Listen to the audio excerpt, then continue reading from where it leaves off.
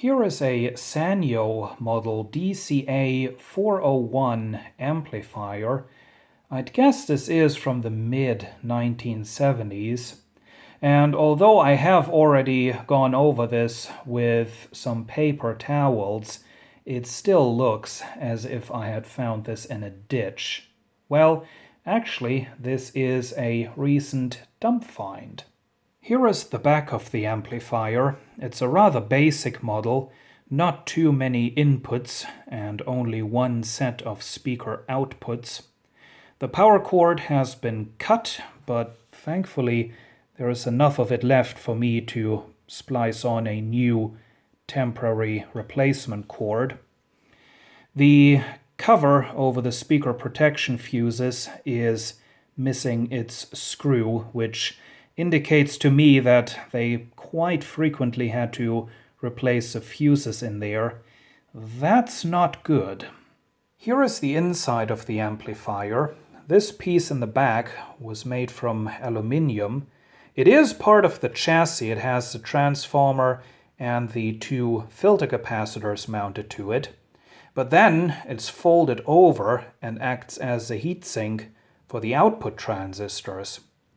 So this is probably the only amplifier where you can say the filter capacitors have been mounted to the main heatsink. That sounds like a terrible idea. The output stage is a traditional Class AB design. We have the complementary push-pull output transistors and then some little components right there that contain 3 diodes in series. Those are for the biasing. The preamplifier is right here. 2 dual channel operational amplifiers on here. And this one is actually the phono preamplifier, which I think is a terrible design because it means they have to take the signal coming in back here all the way through the amplifier to right there before it gets any amplification. I took the unit to the air compressor and it's looking much better already. I checked all the fuses, including the speaker protection fuses. They are all fine. I put on a new temporary power cord so I can now apply power. Up there. Let's turn it on. No power LED. Okay, is this even on? Let me check what's going on. Okay, we do have voltage output from the power switch. Haha, and that's where I notice this is not a power LED, this is a power light, an incandescent light. And it is getting 6.6 volts AC, so it's just a bad light bulb. Let's continue on our usual path and check for the presence of DC at the speaker outputs. Negatives are commoned together right there, so I can hook up to that with the alligator clip, like so. Let's see. Overload. That's not good. Negative 17 volts. Yeah, that channel is bad. Let's check the other one. Nothing. Maybe negative 4 millivolts, so that channel should still be working. Okay, we have one bad channel. I determined the bad left channel is in fact on the left side of the circuit board, and I just had a crazy idea. See, the negative 17 volts, that's not the full supply voltage. The supply voltage is 27 volts. So I just had this crazy idea, what if there is something wrong with this little trimmer potentiometer right there? Let's see if that makes a change. If we turn that. Not really. Okay. That was worth a try.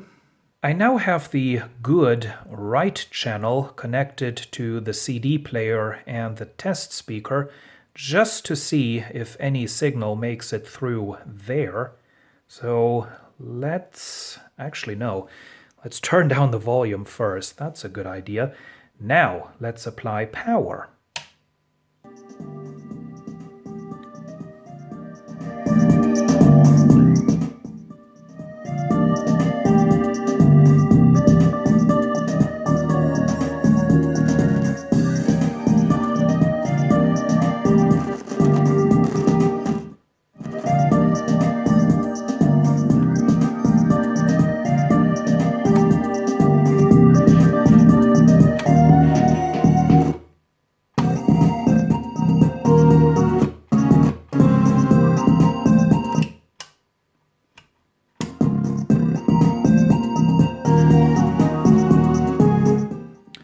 Well, that's working surprisingly well.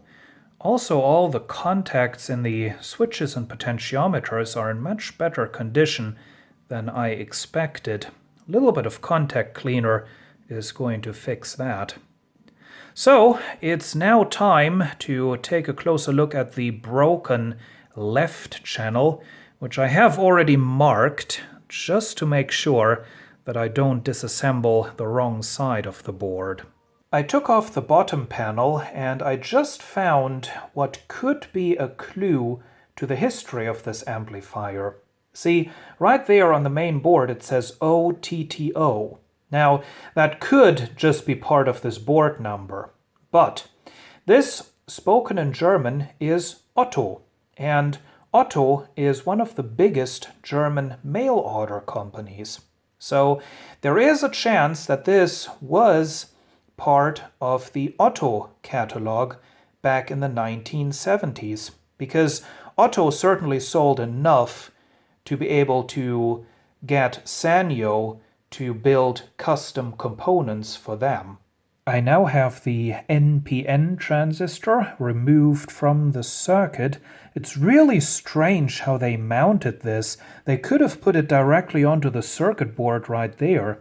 The pinout is correct, but instead they mounted it upside down with these extension leads. Anyway, the component tester says it's good. NPN. The PNP transistor has been removed from the circuit. Actually, it's been removed from the entire amplifier. There is no other way to measure it out of circuit. It's easy to tell that this is a PNP transistor because it has a green case.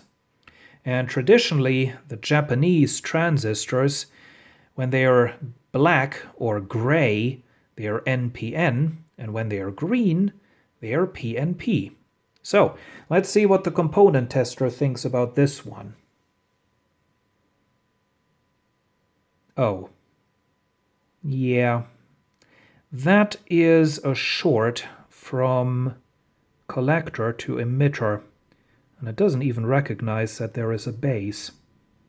That is bad. Let's take some more measurements. Connect the alligator clip lead to the chassis, which is ground. Turn on the amplifier. I'm first going to measure the connection in the middle, which is the collector, first on the NPN transistor, and that is 29 volts. That's the supply voltage. Now, collector of the PNP transistor, that is negative 29 volts, almost 30 volts. Yeah, about 30 volts. That's a bit more than the service manual specifies, but shouldn't matter.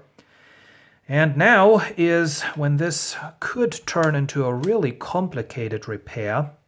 Let's measure the voltage at the base connections. This should not be any higher than 600 millivolts.